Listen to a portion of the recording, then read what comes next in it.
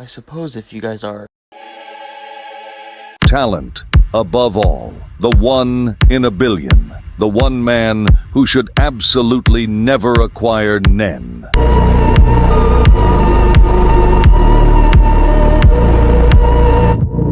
Now then, to start the video, let's get a grasp of what we are talking about when it comes down to lore and content we are covering. With today's content, we are covering cross-verse equalization, where it actually makes sense. Now to get the video started, cross-verse equalization is a power scaling term that makes it easier for other verses or certain verses to be compared to each other. The reason why this works is because of things like mana, chakra, and ki, all of which can be equivalently compared to each other, because they all fundamentally kind of cover life force or some type of internal energy that you collect or an external energy that you control. This can also be noticed in things like cursed energy from JJK, where all of them generally are just energy forms that are used to power your techniques. And why this is useful is because ultimately you do want some idea of how to make these things equal, or at least have some idea of how to make them seem comparable.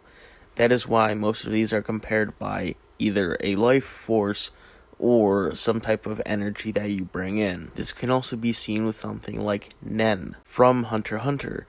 Other types of stuff like this is ki from Dragon Ball, chakra from Naruto, or mana from Black Clover, or even cursed energy from JJK. All of these share the same core, being energy that you can manipulate that makes them similar. This would also make it easier for different verses to compare. This ultimately would not matter when certain verses are just so much more powerful than others, like Dragon Ball comparatively to something like One Piece. It is not fair. Or even something like Naruto, where even if ki and chakra are comparable, they are not the same, because characters like Goku and Vegeta are so much stronger than Naruto and Sasuke.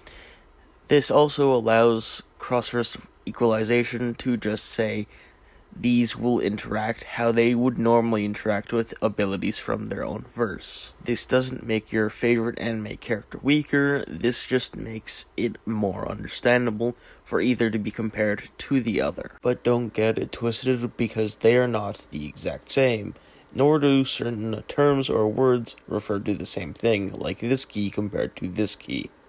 Same name, different context. Another reason why this works is because, let's say you want to put Asta versus someone like Naruto. You can't exactly say that his anti-magic works against his chakra if you don't add cross-verse equalization, because at that point, if you don't add cross-verse equalization, they are not the same thing. Therefore, Asta's anti-magic cannot work against Naruto's chakra because of them not being the same thing, where because of cross-verse equalization, they will become equivalent to each other, therefore the same thing, therefore both of them can affect each other. That's how cross-verse equalization works in general. Hope you guys enjoyed, but if you had managed to make it this far and all the way to the end, I would like to remind that 99% of you have not subscribed, so if you enjoyed this content, please subscribe.